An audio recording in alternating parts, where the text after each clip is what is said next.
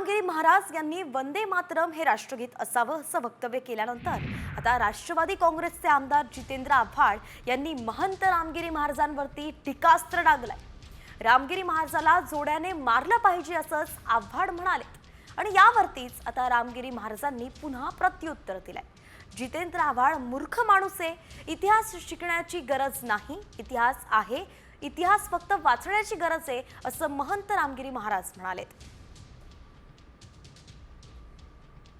म्हणून खरं राष्ट्रगीत हे वंदे मातरम हे झालं पाहिजे। उद्या भविष्यामध्ये आपल्याला याच्याकरता सुद्धा संघर्ष करावा लागणार आहे, कारण अशा प्रकारचे गुलामगिरीचे असे शब्द आमच्या मुखात आम्ही का करावे?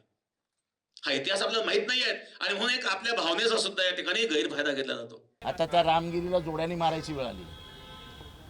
आता जनगणवर पण त्याचा आक्षेप आहे, त्याकडे त्याला म्हणा बॅनची मागणी कर ना बाबा।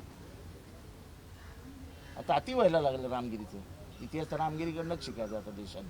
जितेंद्र आव्हाड सारखा मूर्ख माणूस मी कोणी पाहिला नाही बरं का।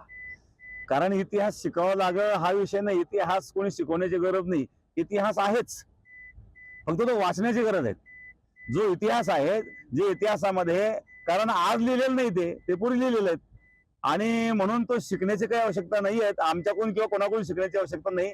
जो ऑलरेडी आहे तो त्यांनी वाचावा आणि खरा इतिहास त्यांनी वाचल्यानंतर त्यांच्या लक्षात येईल, पण त्यांना समजून घ्यायचंच नाहीये, तर हे दुर्दैव आहे।